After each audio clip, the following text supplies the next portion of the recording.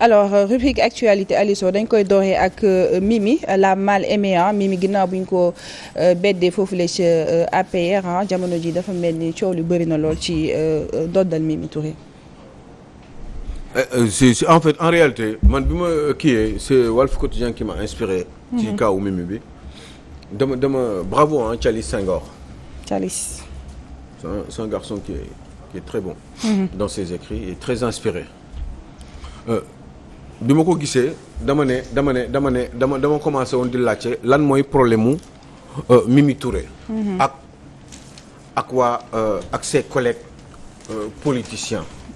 waa APR. waaw même collègues yi en général même sax ñeneen ñi Benno dans Benno et puis même dans l'opposition. c'est là commencé di laajte est-ce que Mimi Touré ne serait pas victime tout simplement de sa loyauté moom ak le fait que ça soit nitu pour man nitu dëgg la Mimi Touré fidélité am loyauté am ak le fait que mu doon nitu dëgg est-ce que Mimi Touré dëgg-dëgg moom jikkoom ak façon yi definam adapté wu na au Sénégal parce que dafa mel ni genre yu mel ni Sénégal bëgguñu leen à tort parce que tout simplement voilà benn femme boo xam ne la soixantaine expérimentée des études brillantes liggéey sur le plan international ak certains organismes internationaux tels que les Nations Unies ak yi demee noonu voilà une femme réseautée voilà une femme boo xam ne wax dëgg yàlla li ñu koy reproché ci wàllum transparence man gisuma ko ci réew mi sauf une fois Farba Ngom évidemment sans aucune forme de preuve mais en général lu doo xam ne dañ ko ciy accusé moom ci wàllum guerre wala yi demee noonu donc normalement c'est profilu nit ku mel noonu muy góor muy jigéen loolu la Sénégal soxla mais comment cela se fait-il que ñuy wax Mimi la mal aimée pourtant am na yoo xam ne ñu ngi ciy waxtaan ñu ngi koy wax ci réew mi d'abord li ñu njëkk def mooy dañu ne Mimi Touré waa wàllu bëgguñu ko. Mimi Touré waa Yewwi Askan Wi bëgguñu ko Mimi Touré waa APR bëggatuñ ko. ñu naan léegi bëggatuñ ko c'est bien à préciser. à préciser pourtant admettons léegi waa APR bëgguñu ko. nga naan léegi lan moo tax waa APR bëgguñu ko Mimi Touré ana lu mu def loo xam ne war na mën a tax ñu ne waa APR bëgguñu ko sauf li nga xam ne moom mooy ñàkk déggoom ak président de la République ci benn détail boo xam ne c'était important bu fekkee da nga koy seetlu nii de loin mais c'est encore beaucoup plus important bu fekkee ni ñoom seen diggante ñoom ñaar la parce que en général kenn du jël un ancien premier ministre def ko tête de liste pour mu nekk président de l'Assemblée nationale et puis au dernier moment nga changer ko ça veut dire que am na loo xam ne am na ci comme problème am na manque d'honnêteté ak manque de ak affaire wor ci digganteem ak ki mu ko séqal maintenant est-ce que war légal na parce que est-ce que mun nga wax ni mbay balaay yow man ak yow lii la ñuy def fii la ñu jëm et au dernier moment est-ce que man am naa droit changer ko peut-être que oui mais peut-être que non peut-être que oui parce que tout simplement mun naa am une dernière information à la dernière minute ou à la dernière seconde bu may permettre me retirer wu mais peut-être que non aussi parce que tout simplement deal bu ma tegoon la juste pour jàll ci beneen phase et puis après éliminer la définitivement en toute froideur parce que la politique des fois est comme telle léegi Mimi Touré tête de liste Assemblée nationale liste élection législative yi ñëpp yaakaaroon ni Mimi Touré mooy nekk président Assemblée nationale mais gis ngeen fi mu mujj. waaye en même temps aussi ce n'est pas une obligation que forcément nga nekk tête de liste que nga nekk président Assemblée nationale mais dafa am yoo xam ne ci tradition buñ la jiitalee buñ la deful président Assemblée nationale boo amee une liste majoritaire en général buñ la fa dindee rek c'est pour jox la une responsabilité beaucoup plus importante ou aussi importante comme un poste de premier ministre. Ce qui n'a pas été le cas parce que d'abord elle a été premier ministre de la République te c'est rare nga koy nekk ñaari yoon. donc bu ñu la jiitalee forcément c'est pour def la normalement président de l'Assemblée nationale. et je pense même que ni ci sama intime conviction loolu la seqoon ak président de la République te loolu la ñu waxante woon ci sama gis-gis surtout. maintenant on peut me prouver le contraire mais moi je pense que ni loolu la ñuy waxante woon. waaw frustration déception parce que bu ñuy liggéeyandoo ensemble nga am sa cër ma am sama cër wax dëgg yàlla ku si nekk da nga war a respecter sa parole. ok ku neex aussi nga bañ a respecter sa parole parce que kenn dara tënku ko ci loolu parce que amul obligation encore une fois c'est parce que da nga nekk tête de liste rek que da nga war nekk président Assemblée nationale. léegi problème bi mooy Mimi Touré bi mu fa jógee bi ñu ko jëlee teg ko tête de liste bu neexoon Macky Sall day nekk président Assemblée nationale. tout à fait waaye amaana xëy na neexoon na ko sa njëlbeen après situation yi en cours de vie au pluriel si la ñu dem ba mbir mi demee neneen parce que tout simplement peut-être que ce n'est pas forcément la volonté du président de la République parce que nag di nga nekk président jiite di décider waaye xëy na yenn saa yi mën nga bañ a décider yow kese wala mën nga subir ay influences pour des fois changer d'avis au dernier moment pour pas dire aux dernières secondes. Est-ce que Mimi Touré du problème de constance la am en personne? Mais constance par rapport à quoi? Par rapport ak son compagnonnage ak le président Macky Sall. parce que nit ñi bon peut-être que dañuy retenir li xew assemblée mais du am na loo xam ne xewoon na fi 2014. li ko jëlee woon premier ministre c'est parce que dafa ñàkk élection locale yi à Grand Yoff. mais am na ñoo xam ne ñàkk nañu ay élections ñàkk nañu sympathie. Zahra Iyane Thiam. ah ouais. ak ñeneen sax ci réew mi. ñoo xam ne ñàkk nañu. mais ñi ngi leen téye ba tey. c'est vrai oh mais xam nga ñoom bokkuñu conviction peut-être. d'accord na mais xam nga bu fekkee ni yow man d'accord na mais xam nga leen rek la ñu war a mën a wax mooy sa diggante nit ak nit xam nga bu ñu la tegee tête de liste nga nekk tête de liste pour bu leen gagner ngeen am majorité théoriquement yow yaa war a nekk président de l'Assemblée nationale au dernier moment ñu ne la yow situation bi changé na et que amatuloo droit li ma xalaatoon pour def la ko dootuma la ko defati fi nga toog ñu wax la loolu. Ça veut dire que y a quelque chose qui ne va pas ça veut dire que xëy na man amoon naa yéene waaye comme man du ma nekkuma man kese man en tant que président de la République des fois il faut me tenir compte de d'autres donnes moo tax ma mën a ñeme changer loolu à la dernière seconde mais peut-être aussi kilifa gi bi mu koy def du yéeneem waaye lu mënul ñàkk la ci politique aussi même bu fekkee ni ça pourrait être inacceptable et ça l'a été du côté de ki nga xam ne moom dafa waxante woon nag patron am ci waxu góor moom tamit mu dellu ginnaaw téye boppam parce que tout simplement elle s'est sentie trahie. bon mais xam nga dañu naan jamais 203 2014 wàcce nañu ko ñu ñëw ba ci li nga xam ne tam mooy conseil économique social et environnemental bi président Macky Sall jël son plus grand ennemi bi nga xam ne moo nekk ci opposition bi ennemi entre guillemets ñëw teg ko wàccee Aminata Touré. surtout que bi muy def déclaration bi di quitter conseil économique social et environnemental elle n'a même pas voulu faire une citer passation le nom de Macky Sall. waaw léegi yow ñu woowaat la ne non kaay dañ lay jox liste bi nga jiite ko dañ lay jox après présidence assemblée nationale ça veut dire que Mimi Touré aussi dafay daw ci ginnaaw poste. mais xam nga aussi ay privilèges. mais moi je ne pense pas que day daw ku xool jikko ndaw si ak ni muy defee di nga xam ne du affaire u privilège quand même mais booy politique da ngay bëgg am ay responsabilités pour mën a exercer pour mën a pratiquer le pouvoir par rapport ak yow ni nga gisee réew mi en concordance ak sa patron sa premier patron muy sa président de la République te war laa fal wala war a choisir wala war a influencer pour ñu fal la donc forcément bu fekkee ni da ngay politique nga ne yow bëgguloo poste de responsabilité pour mën a pratiquer xudos ça ne sert à rien kon lan moo tax ngay politique poste da ngay politique pour am poste pour mën a pratiquer théoriquement par rapport ak yow li ngay xalaat ni war nga ko mën a defal sa réew ci say responsabilité ak ci say xam-xam kon bu ñu ñuy wax waxu poste tout le monde veut des postes tu veux des postes pourquoi pour faire quelque chose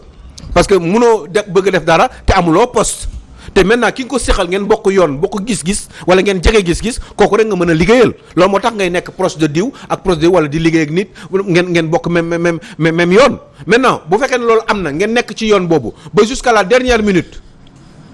moi je reste persuadé que Macky Sall voulait de Mimi Touré comme présidente de l'Assemblée nationale. Donc, maintenant intime conviction la du lu ma mën a waat. loolu la bëggoon mais lan moo tax changement bu gaaw boobu. mais man je pense que ni xam nga boo jëlee Mimi Touré nga remplacer ko par Amadou Mame Diop. quand même franchement ma je pense que ni c'est parce que Macky était obligé de le faire pour des raisons rigoureusement politiques. léegi qui est le perdant dans tout ce ci li jot a xew. ah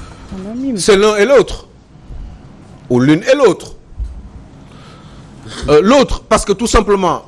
progression bi mu amoon par rapport à ses ambitions pour son propre pays élan bi freiné nañ ko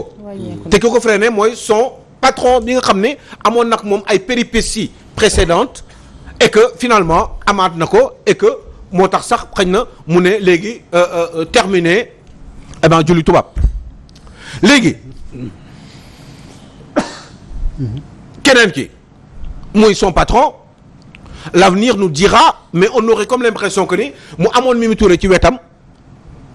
moo gën mu ñàkk ko te forcément loolu dina am ay séquelles maintenant y en a qui disent que ni Mimi Touré amul base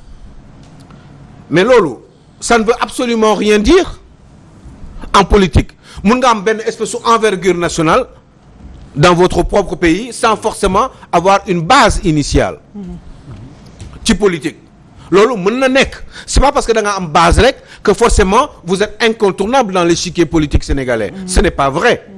mun nga am envergure nationale fu nekk nga copp fa ay nit am fa ay nit ñoo xam ne ce sont des gens qui sont influents et que xam ne qui sont sous sa tutelle. très bien Aliou Sow donc est-ce que duñ jàll ci deuxième point balaa waxtu bi di gën a xoj. loo bëgg yàlla na jàmm Mbacke ay ñu wax ci kaw voilà macha allah ñu wax ci kaw Cheikh Yérim Seck jamono ji on nous informe que tey ji wax na jàkkaarloo ak ki nga xam te mooy juge du tribunal du commerce ni ki tey ci suba li ko wax nag bokk na ci ay factures yi nga xamante ni waa foire internationale de Dakar ñi ngi koy wax ni que jotu koo fay ci FIDAK bi nga xamante ni moom moo doon am fan yi ñu génn. bu fekkee ne dafa ameel bor daf ko war a fay. waru woon xaar ba lii di ko dal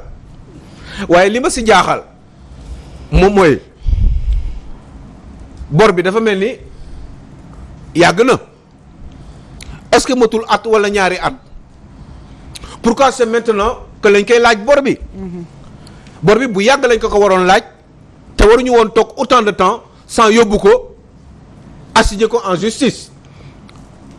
Mais j'aurais comme l'impression que il y aurait une belle coïncidence et qui serait naturellement liée à l'affaire de son bouquin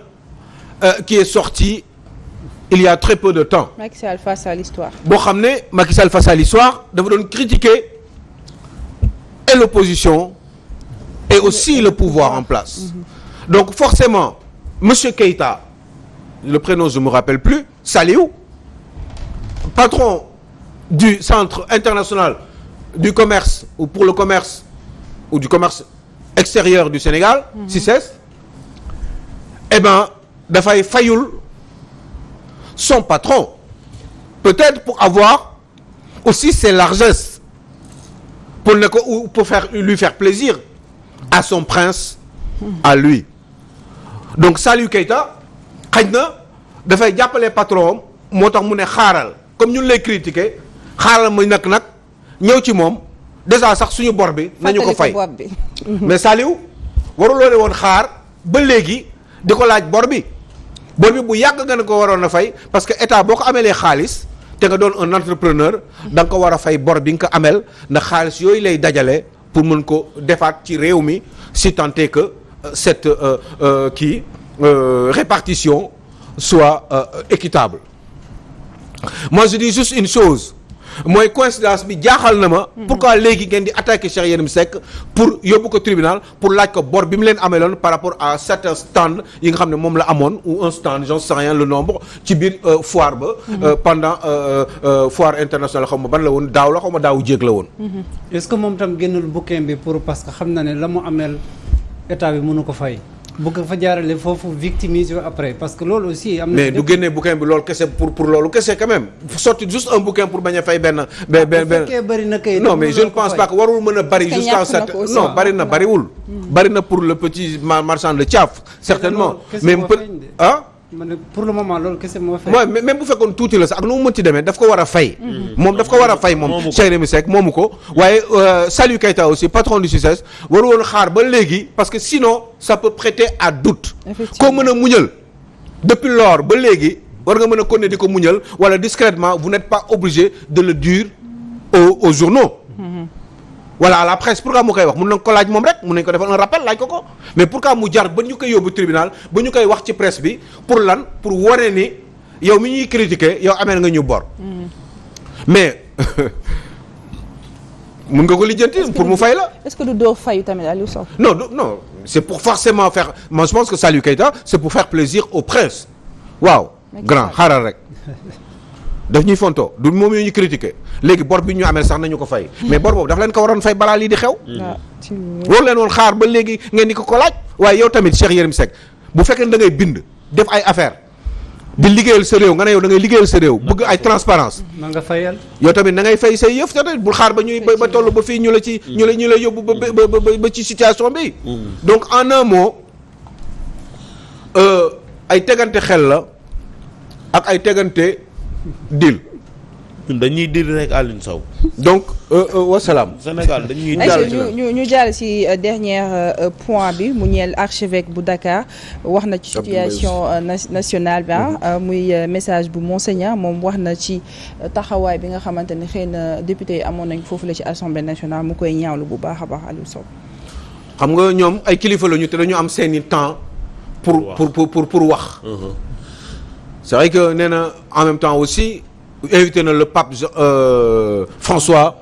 fii ci Sénégal fii ci Sénégal parce que pape François je crois que tey lay dem dans le pays africain qui a le plus de catholiques je crois que mosoon na fa dem moment bi fi Mobutu nekkee woon un pape je pense Jean-Paul II extra bi Jean-Paul II ñëw na fi il y a à peu près 30 ans ici dans ce pays-là c'est vrai que ce serait bien que le pape revienne ici aussi parce que ñoom tamit dinañ ko soxla donc machallah le fait que mu demander une invitation pour que le souverain pontife puisse justement revenir dans ce pays-là. C'est d'une évidence que d'habitude yi liggéey affaire souverain pontife d'habitude sax dañ daan wax comme quand le roi est mort vive le roi est mort vive le roi. Mais quand le pape est mort aussi on dit vive le pape parce que c'est une sorte de continuité. Donc mun nañu wax ni pape bi mos na fi ñëw il y a 30 ans mi ngi koy invité waat pour mu dellusiwaat fii ci réew mi mais bi mu waxee loolu ba pare nee na aussi joxe na xalaatam ci assemblée nationale problème yi am assemblée nationale ak weerante beeg dóorante beeg ngaayoo beeg xiiroo bi joxe na xalaatam par rapport ak niveau de responsabilité bi nga xam ne ces honorables députés entre guillemets quand bien même sax man honorable bu doon sama sago ñu dindi ko parce que loolu kenn waxatu ko ci àdduna bi honorable député bàyyi nañ ko en général kenn waxatu ko on est un député du peuple et puis ça s'arrête là mais en quoi on est honorable alors que yàllaa nga fi ak yonante bi donc honorable tout simplement député ça sert à rien autant qu'on dise député wala représentant du peuple et qu'on s'en arrête là parce que day tax sax nga gën a garder sa humilité di bàyyi xel ni yow à chaque fois nit la waaye bu ñu lay wax ay honorable da ngay bàyyi da ngay fàtte lu bari te des fois mun nga yaakaar ni yow yaa gën a jege yàlla nit ñi alors que si ça se trouve c'est totalement faux vous êtes juste un monsieur ou une dame qui travaille pour son pays parce que tout simplement dañ la fa yónni pour benn diir nga war a def liggéey bi donc li mu doon wax moom monseigneur ça concernait justement les difficultés yi nga xam ne moom moo am entre l'opposition et le pouvoir, en tout cas la majorité j'en sais rien, un petit peu équilibrée et assez étriquée. Mais xeex bi nga xam ne moom moo am biir assemblée nationale entre ñaari camp yi nga xam ne ñoom ñoo nekk ci réew mi nee na c'est dommage ay yëg ci taabal ak yu kenn xamul wax na ci xalaatam te nee na il faut qu'on revienne à l'orthodoxie et je suis totalement alors 1000% en phase avec monseigneur. Donc mu doon loo xam ne nag wax dëgg yàlla war nañ ci bàyyi xel bu baax a baax parce que quand même loolu moom jooyoon naa ko fi ba sonn quand je voyais beaucoup de gens ñoom Ami Ndiaye ñi bi ñu fi pesoon ak yooyu ay responsable di ko def ak ay taxaw ci ay xëcc ay micro ay taxaw ci ay kaw kiiwu assemblée nationale ay tableau assemblée nationale wala bureau assemblée nationale loolu c'était wala di xëccoo ay kii ay urne machin non c'était pas beau à voir pour un pays qui est le Sénégal mi nga xam ne on est censé être des gens civilisés donc mais peut-être que aussi c'était pour marquer ñoom aussi au départ seen bopp ne yegsi nañu et que il va y avoir des changements et ils avaient envie de se montrer et façon wane wu boobu nag et ben façon wane wu boobu xëy na moom moo rafetul woon waaye wax dëgg yàlla monseigneur wax na ci et je crois que c'était une très bonne idée mu intervenir ci parce que lii wax dëgg yàlla au-delà de sa personne li Sénégalais yëpp aussi ñaawlu nañ ko voilà tout simplement sinon ça serait peut-être certainement Abdou Mbaye bi nga xam ne wax na wax bu am solo je ne sais pas avec ton autorisation on pourrait en parler 30 secondes pour dire juste que ni Abdou Mbaye wax na wax bu am solo nee na moom mënul comprendre un Sénégalais je l'aime bien Abdou Mbaye je ne connais pas bien. Ancien premier ministre du Sénégal, premier ministre de Macky Sall nee na mënul comprendre que au Sénégal ñu ne nit yoon woo ko nga ne man duma dem wuy ji yoon nee na mënul comprendre loolu mais peut-être que aussi monsieur Abdou Mbaye il faudrait qu'il comprenne que ni gars yi ils sont des fois sur le terrain politique et ils disent ça mais ils ne vont pas le faire parce que xam nañu doole état ni mu mel et que bu fekkee ni da nga koy défier waxuma sax état dirigé même par Abdou Khoudoss Diallo l'état est tellement puissant que ni bu fekkee ni da nga ne da nga koy défier ci demee noonu peut-être que ni li la ciy fekk bu la dalee xëy na di nga rëccu loo doon juddoo. Donc je pense que ni il faudrait faire extrêmement gaffe peut-être daf ko waxee nii rek mais en tant qu'homme expérimenté qui a été quand même premier ministre du Sénégal war na xam ni état ku koy défier xëy na nag mun nga ko wax nii rek parce que c'est pour des raisons politiques da ngay défier wax et cetera wane sa bopp ak yooyu continue à exister politiquement balaa ñu lay rendi waaye bu ñu demee ca cappaandaw ga wax dëgg yàlla di nga xam ni lu dul dëgg du yàgg te wax dëgg yàlla état kenn du ko défier encore une fois parce que l'état est trop mais bu dee wóoluwoo tamit justice Sénégal est-ce que tamit di nga am. même bu dee wóoluwoo justice Sénégal mën nga xeex pour ñu changer justice Sénégal pour ñu defar justice Sénégal mais loi ay nit ñoo ko defar loi mun na bon bañ a baax waaye wax dëgg yàlla demal nga lijjanti ko waaye di fexeel aussi ba loolu ci bon par expérience comme homme politique nga bu ko bés boo ñëwee ci nguur gi mu doon la servir pour nga mën ko changer définitivement di koy améliorer ba toll ci benn niveau de développement. Machallah Aliou Sow vraiment tu as bien travaillé machallah oui actualité yi non fan naa la xam naa téléspectateur itam fan nañ la macha actualité yi amoon na. mais am na ñoo xam ne kontaan nañu parce que tout simplement seen bopp la ñuy xalaat waaye parce que gisuñu intérêt réew mi. et man des fois quand je parle waaw c'est très difficile et quand je parle je ne xooluma kan moo nangu ak ku nanguwul damay jéem a seet rek est-ce que je suis proche de la vérité parce que même moi-même naturellement je peux me tromper parce que nit kese la damay xalaat rek je parle juste avec une intime conviction mais en réalité je ne suis sûr de rien. ñu jaajëfal bu baax a baax ci liggéey bu am solo bi ci rubrique actualité waaye itam jaajëfal Abdou Khoudoss Diallo ci Écoterre bëgg nga ko waa maman Henriette ñu ngi koy bëgge mooy suñu yaay ñi ñëpp donc